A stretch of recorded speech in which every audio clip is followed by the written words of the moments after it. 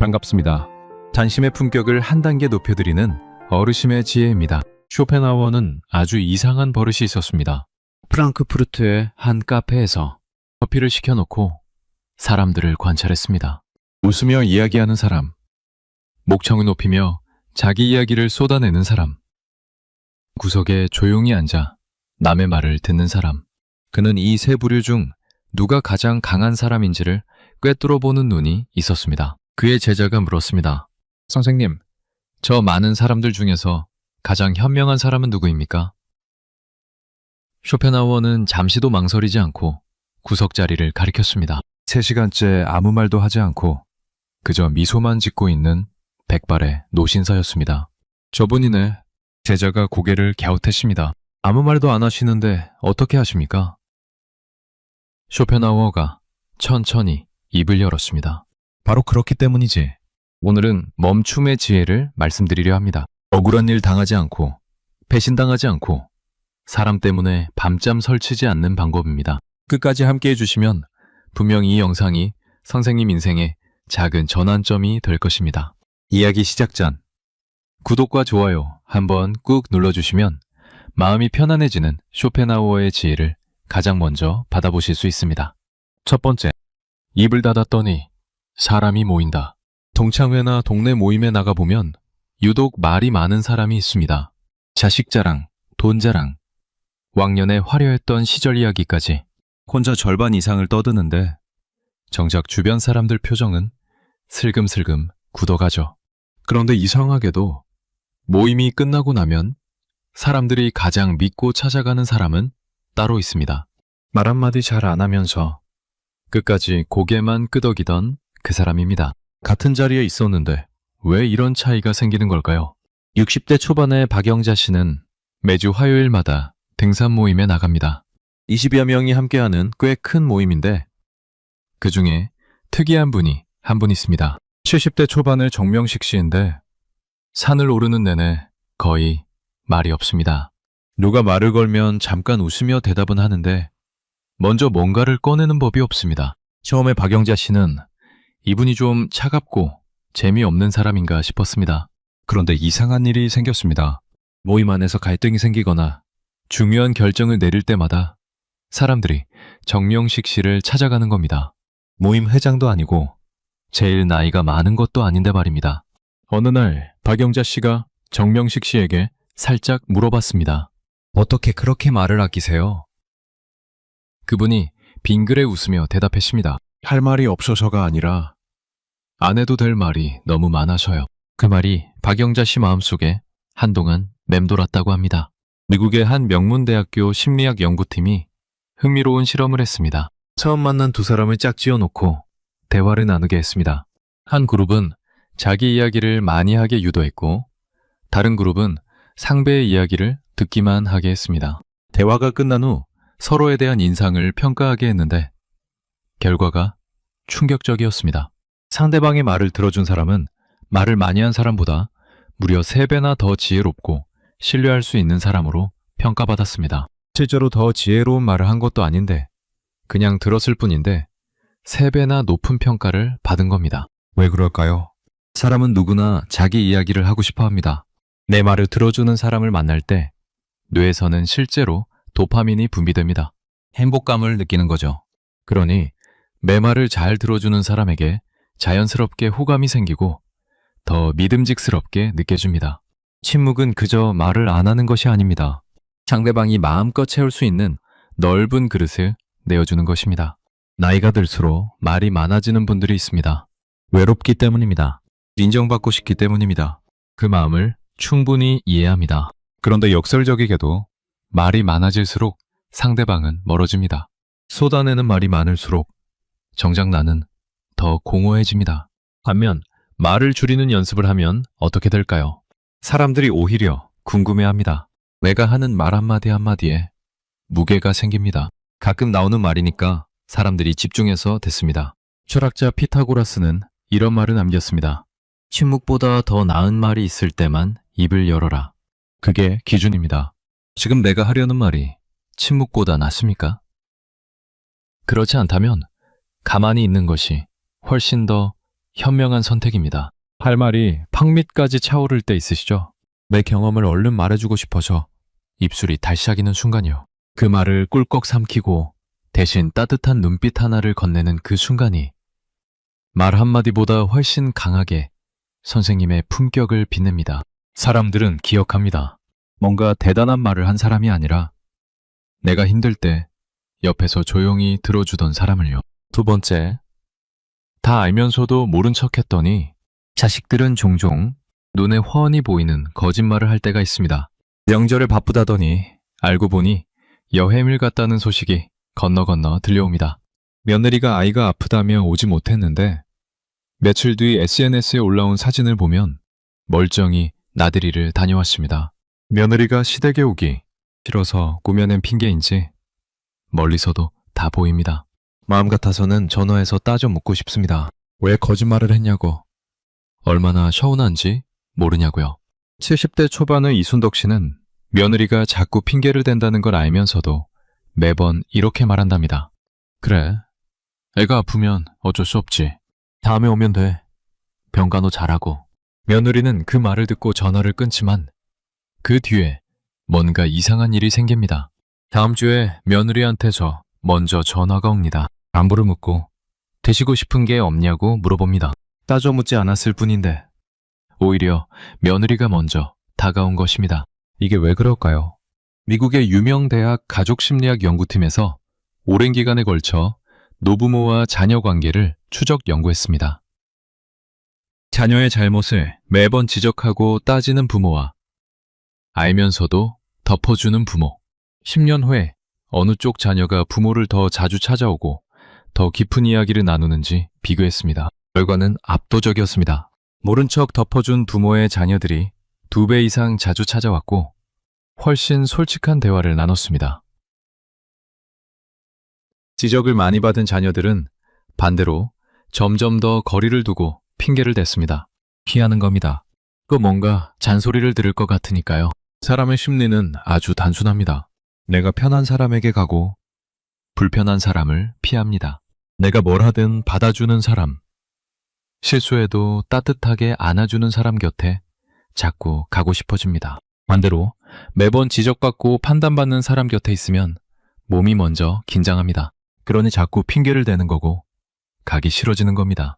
자식이 나를 피한다면 내가 너무 판단하고 지적하고 있지는 않은지 한번 돌아볼 필요가 있습니다. 물론 말이 쉽지. 뻔히 거짓말인 걸 알면서 넘어가는 게 얼마나 서운합니까? 속이 쓰리죠. 상처가 됩니다. 하지만 그 서운함을 잠깐 꾹 누르고 덮어주는 너그러움이 결국 자식이 세상에서 제일 힘들 때 가장 먼저 달려오고 싶은 곳으로 나를 만들어줍니다. 철학자 윌리엄 제임스는 이렇게 말했습니다. 지혜의 기술은 무엇을 무시할 줄 아는 기술이다. 다 알면서 속아주는 것, 알지만 모른 척하는 것, 그건 내가 약해서가 아닙니다. 내 마음에 여유가 있어서입니다. 그 여유가 관계를 살립니다. 덮어줄 때는 진심으로 덮어주십시오. 속으로 원망을 쌓아두면서 겉으로만 괜찮은 척하는 건 아닙니다. 정말로 이 사람이 나중에 제 발로 미안해할 날이 오겠지 하고 마음을 내려놓는 것입니다. 그 내려놓음이 어느 날 생각지도 못한 따뜻한 전화 한 통으로 돌아옵니다. 세 번째, 나를 무시하던 사람이 쩔쩔매기 시작했다. 살다 보면 은근히 나를 깎아내리는 사람을 꼭 만납니다.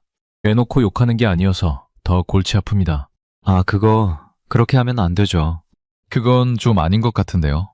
남들 앞에서 슬쩍 내 말을 끊거나 내 과거 실수를 웃음거리로 끄집어냅니다. 이런 말을 들으면 그 자리에서 화를 내기도 어렵고 그냥 넘어가자니 억울하고 어떻게 하는 것이 가장 현명할까요? 60대 후반의 최정순 씨는 오래된 사진 동아리에서 이런 경험을 했습니다. 새로 들어온 젊은 회원이 자꾸 최 씨의 작품을 은근히 깎아내립니다. 직접적으로 나쁘다고 하지는 않고 이 구도는 좀 구식이죠. 요즘은 이렇게 찍지 않아요. 하는 식으로 말합니다. 처음에 최정순 씨는 상처도 받고 뭔가 설명하고 싶기도 했습니다. 그런데 어느 순간 이런 생각이 들었다고 합니다. 저 사람이 원하는 반응을 내가 왜 줘야 하지? 그날부터 최 씨는 아무 대꾸도 하지 않았습니다. 그냥 살짝 미소만 지었습니다. 알듯 말듯한 아무것도 보여주지 않는 그 미소요. 그랬더니 놀라운 일이 벌어졌습니다. 그 젊은 회원이 오히려 당황해서 더 큰 소리로 설명하기 시작하는 겁니다. 주변 사람들 눈길이 그쪽으로 쏠렸고 본인이 더 어색한 상황이 되어버렸습니다. 미국 행동심리학 연구팀의 실험에서 이런 결과가 나왔습니다. 무례한 말을 던진 사람은 무의식적으로 상대방의 반응을 기대합니다. 화를 내거나 당황하거나 변명하는 모습을 보고 싶어 합니다. 자신이 상대보다 우위에 있다는 확인을 받고 싶은 거죠. 그런데 상대방이 아무 반응도 하지 않으면 뇌의 회로가 혼란에 빠집니다. 내가 틀렸나? 내가 이상한 건가? 하는 불안이 생기고 스스로 위축되기 시작합니다. 반응하지 않는 것이 가장 강력한 반격이 되는 이유입니다. 싸움은 두 사람이 있어야 성립합니다.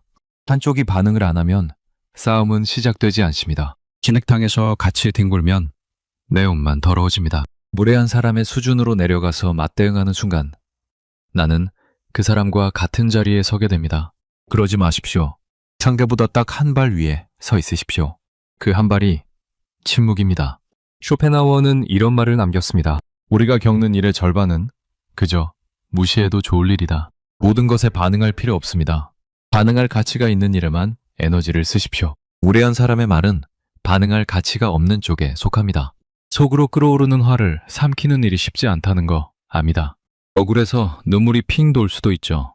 하지만 그 순간 지어 보인 여유로운 미소 하나가 어떤 날카로운 말보다 강력하게 선생님의 품위를 지켜줍니다. 그리고 상대방은 그 미소를 평생 잊지 못합니다. 네 번째, 혼자 밥 먹는 사람이 가장 강하다. 나이가 들면 혼자 남겨지는 것에 대한 두려움이 생깁니다. 5인 자리에 불려나가면 재미도 없고 피곤한데 거절하면 왠지 나만 뒤처지는 것 같아서 억지로 나갑니다. 별로 좋아하지도 않는 사람들 사이에서 몇 시간을 보내고 집에 돌아오면 몸도 피곤하고 마음도 더 허전합니다. 그런데도 안 나가면 더 외로울 것 같아서 또 나갑니다. 반면 어떤 분들은 과감하게 그런 모임을 줄여 나갑니다. 혼자 도서관에 가고 혼자 근처 공원을 산책하고 마음에 드는 카페에서 책 한 권 들고 혼자 몇 시간을 보냅니다. 처음엔 그분들이 외로워 보입니다. 그런데 신기하게도 그분들을 가까이서 보면 어쩌다 사람을 만날 때 훨씬 더 당당하고 여유롭습니다. 남의 눈치를 보지 않고 하고 싶은 말을 자연스럽게 합니다. 존중받습니다. 70대 중반의 김봉수 씨는 10년 전에 그런 결심을 했다고 합니다. 그냥 나를 닳게 만드는 모임은 다 그만두자고요. 처음에는 연락이 뜸해질 것 같아 두려웠는데 오히려 반대였습니다. 혼자 지내면서 책도 읽고 글도 쓰다 보니 이야기거리가 생겼습니다. 가끔 만나는 사람들이 오히려 더 반갑게 맞이해줬습니다. 말 한마디 한마디에 무게감이 생겼습니다. 없을 때는 몰랐는데 가끔 나타나니까 더 반가운 사람이 된 겁니다. 미국의 한 명문대학 심리학 연구에 따르면 혼자 있는 시간을 잘 견디고 즐기는 사람일수록 인간관계의 질이 훨씬 높았습니다. 외로움을 피하기 위해 사람에게 매달리는 사람은 결국 관계에서 끌려다니게 됩니다. 상대방에게 아쉬울 것이 생기면 주도권을 잃습니다. 반대로 혼자서도 잘 지내는 사람은 타인에게 기댈 필요가 없습니다. 관계에서 자연스럽게 당당해지고 선택할 수 있는 사람이 됩니다. 고독과 외로움은 다릅니다. 외로움은 내가 원하지 않는데 혼자인 상태입니다. 고독은 내가 선택해서 혼자 있는 상태입니다. 이 둘은 겉으로는 같아 보이지만 마음속 느낌이 완전히 다릅니다. 외로움은 공허하지만 고독은 충만합니다. 고독 속에서 사람은 자신을 마주하고 자신을 이해하고 자신을 단단하게 만듭니다. 철학자 니체는 이렇게 선언했습니다. 모든 위대한 사람들은 고독을 사랑했다. 사람들 사이에서 자신을 잃어버리지 않으려면 가끔은 혼자만의 시간이 필요합니다. 그 시간이 선생님을 재충전시키고 다시 사람들 앞에 섰을 때 더 빛나게 만들어줍니다. 혼자 덩그러니 앉아있는 방이 가끔은 차갑게 느껴질 수 있습니다. 이 고요함이 영영 외로움이 되는 건 아닐까 걱정되실 수도 있습니다. 하지만 그 고요한 시간 속에서 선생님은 누구의 도움도 없이 스스로 단단해지고 있습니다. 그 힘이 쌓이면 사람들 사이에서도 흔들리지 않는 뿌리 깊은 나무가 됩니다. 자, 여기까지 침묵과 여유, 그리고 혼자 있는 힘이 우리를 얼마나 강하게 만들어주는지 살펴보았습니다.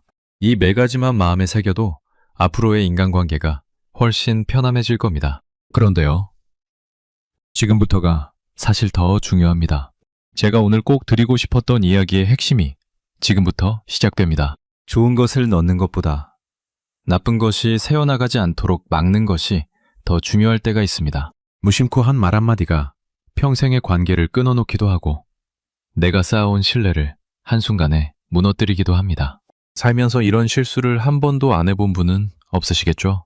지금부터 드리는 이야기는 어쩌면 이미 겪어보셔서 뼈저리게 아시는 분도 있고 아직 모르셔서 앞으로 반드시 조심하셔야 할 분도 있습니다. 이 영상 여기서 끄시면 안 됩니다. 뒤에 있는 이야기 미리 알고 피하는 것과 나중에 당하고 나서야 아는 것은 천지 차이니까요. 5번째, 간슬게 다 빼주던 사람이 원수가 됐다. 가장 친한 친구에게 내 인생에서 가장 아픈 이야기를 털어놓은 적 있으십니까? 보증을 잘못 써서 전 재산을 날린 이야기, 자식이 속을 썩인 이야기, 젊은 날 남편이나 아내와의 지독한 갈등 같은 것들 말입니다. 그 사람 앞에서 처음으로 눈물을 흘렸습니다. 내 비밀을 처음으로 말했습니다. 신부는 손을 꼭 잡아주었습니다. 야, 나는 믿고 얘기해도 돼. 난 다른 사람한테는 절대 말 안 해. 그 위로에 얼마나 큰 안도감을 느꼈는지 모릅니다. 진짜 친구구나 싶었겠죠? 그런데 몇 년이 지났습니다. 두 사람 사이에 작은 오해가 생겼습니다. 별거 아닌 일로 감정이 상했습니다. 그때 그 친구의 입에서 가장 먼저 나온 말이 무엇이었을까요? 바로 내가 눈물로 고백했던 그 치명적인 약점이었습니다. 다른 사람들 앞에서 말입니다. 가장 깊이 믿었던 사람에게 받은 배신. 그 상처는 단순한 배신감이 아닙니다.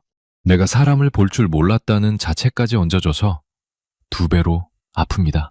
60대 중반의 한명숙 씨는 수십 년을 함께한 절친한 친구에게 이런 일을 당했다고 합니다. 모임에서 남편 문제로 힘들었던 시절을 털어놓았는데 사이가 틀어지고 나서 그 이야기가 다른 친구들 귀에까지 들어간 겁니다. 한명숙 씨가 제일 먼저 한 말이 이거였다고 합니다. 왜 나는 그 말을 했을까? 왜 나는 그 사람을 믿었을까? 상대방을 원망하기 전에 자기 자신이 먼저 무너졌다고 합니다. 미국의 명문대학 심리학 연구팀은 이를 정보 권력이라는 개념으로 설명합니다. 사람은 타인의 약점을 알게 되는 순간 무의식적으로 자신이 우위에 있다고 느낍니다. 관계가 좋을 때는 이 우월감이 동정심이나 따뜻한 위로로 포장됩니다.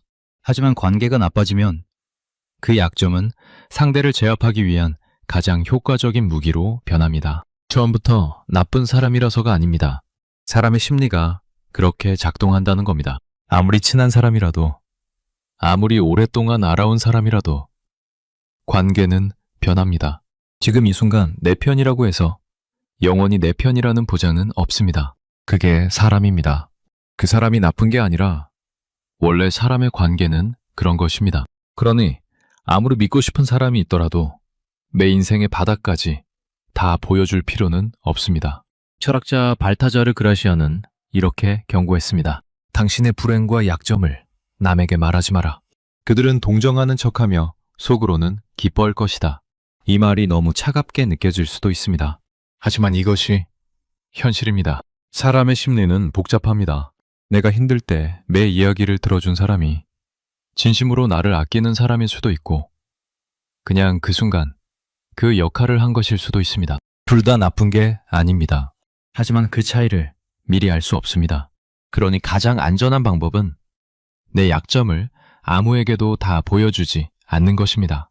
믿었던 사람에게 배신당한 그 상처, 얼마나 오래 가슴을 짓눌렀을지 압니다.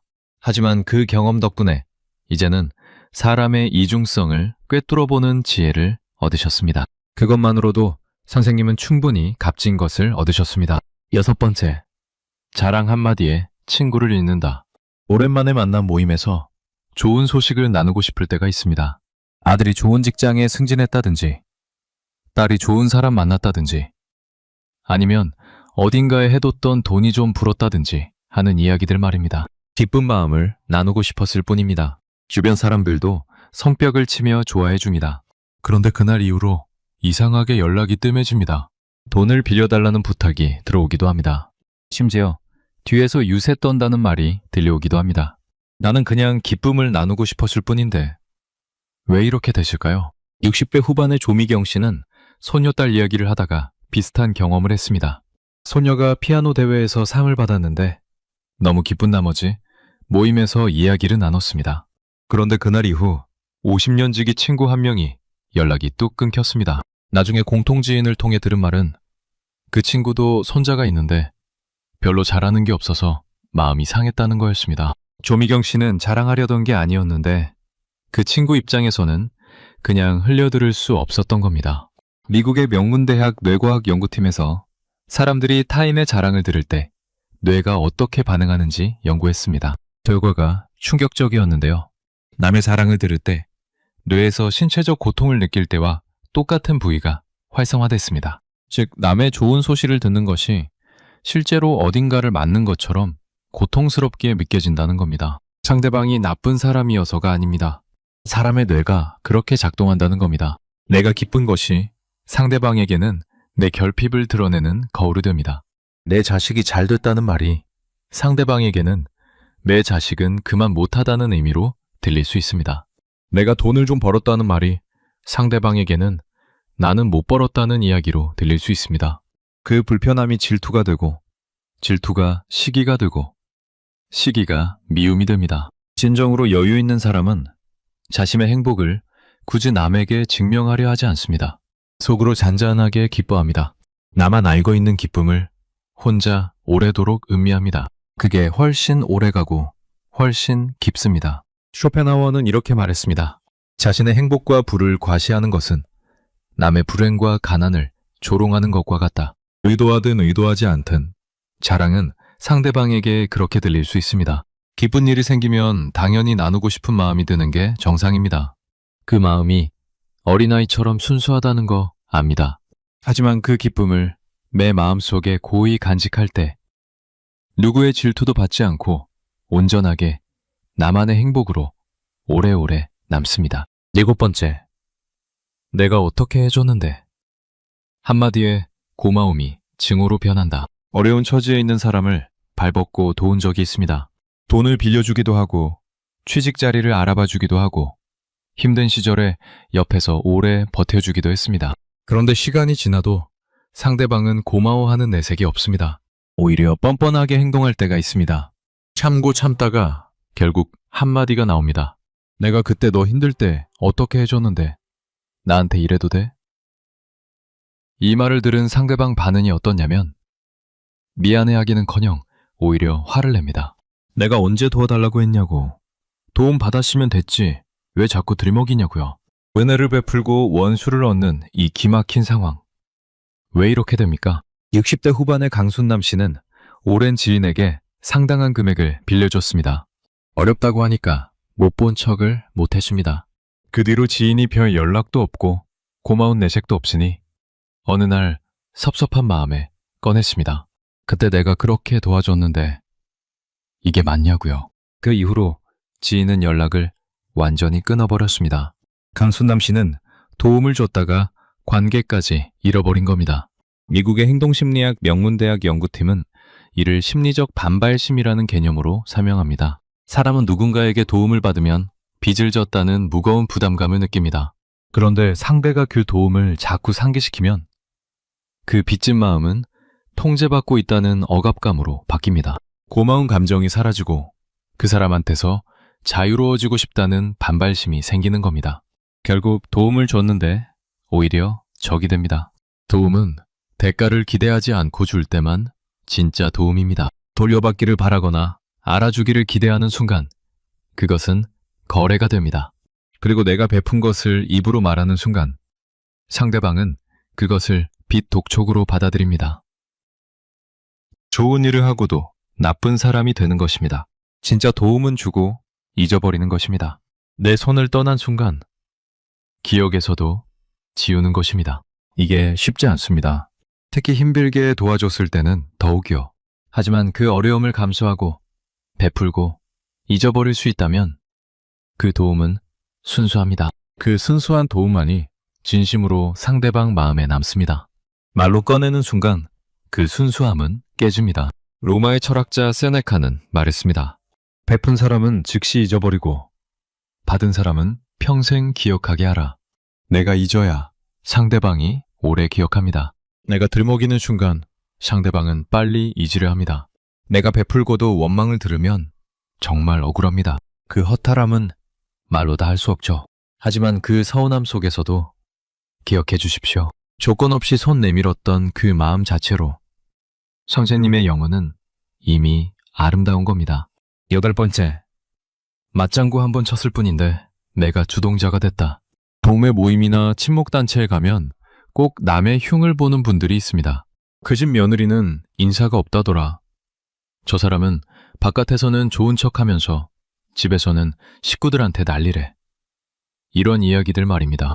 딱히 적극적으로 동참하는 건 아닌데 분위기를 맞추려고 고개를 끄덕입니다.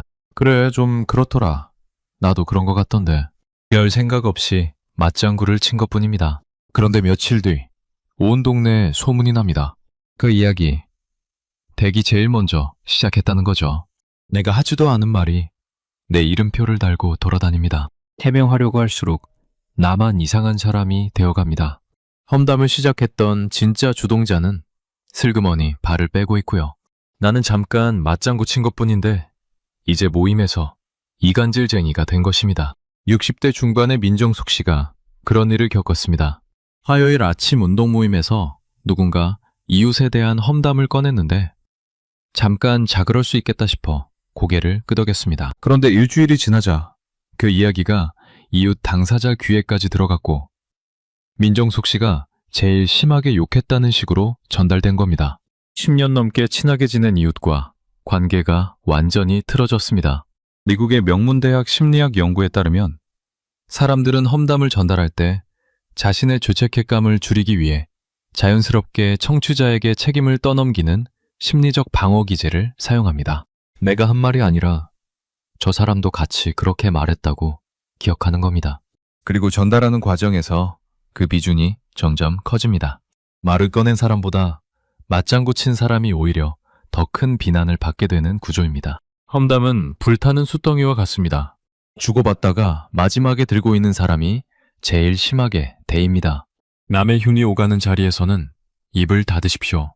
동의도 하지 말고 반박도 하지 마십시오. 그냥 가볍게 미소 짓고 있거나 자리를 슬쩍 피하는 것이 상책입니다. 험담에 조금이라도 발을 걸치는 순간 나는 그 더러운 게임의 말이 됩니다. 아주 오래된 지혜가 있습니다. 남의 말을 좋게 하거나 그렇지 않으면 아무 말도 하지 마라. 험담은 결국 부메랑입니다. 누군가를 향해 날린 말이 언젠가 반드시 나에게 돌아옵니다. 험담이 오가는 자리에서 혼자 침묵하면 이상한 사람처럼 보일까봐 걱정될 수 있습니다. 분위기를 깬다는 눈총을 받을 것 같아 식은땀이 날 수도 있습니다. 하지만 그 잠깐의 어색함이 앞으로 닥쳐올 수많은 오해와 구설수로부터 선생님을 지켜줍니다. 아무 말도 하지 않은 것이 나중에 얼마나 다행인지 분명 실감하실 날이 옵니다. 오늘 8가지 이야기를 나눴습니다. 침묵이 사람을 모으는 이유, 알면서도 속아주는 너그러움, 무례함을 미소로 이기는 법, 고독 속에서 단단해지는 힘, 그리고 절대 입 밖으로 꺼내서는 안 되는 나의 약점, 의도치 않게 관계를 망치는 자랑, 베풀고도 원수를 얻게 만드는 공치사, 나를 주동자로 만드는 험담의 함정, 이 8가지가 결국 하나로 모입니다. 내 마음의 평화를 남의 손에 맡기지 않는 것입니다. 내 이야기를 아무에게나 다 꺼내지 않고 내 감정을 충동적으로 쏟아내지 않으며 내가 주도적으로 관계를 선택하는 것입니다. 말을 줄이는 것은 참는 것이 아닙니다. 내 삶의 주도권을 내가 쥐는 과정입니다. 쇼펜하우어는 평생 사람의 본성을 관찰하며 이 진실을 꿰뚫어봤습니다. 우리는 선택할 수 있습니다. 상처받고 나서야 깨닫는 사람으로 살 것인지, 미리 알고 우아하게 피하는 사람으로 살 것인지를요. 과거에 무심코 말을 많이 했던 것 때문에 후회하고 계신다면 너무 자책하지 마십시오. 우리는 모두 그런 경험을 하며 지혜로워집니다. 중요한 것은 지금 이 순간부터입니다. 앞으로는 선생님의 소중한 이야기와 감정을 아무에게나 내어주지 마십시오. 침묵 속에서 빛나는 선생님의 진짜 매력이 남은 인생의 인간관계를 더욱 따뜻하고 평안하게 만들어줄 것입니다.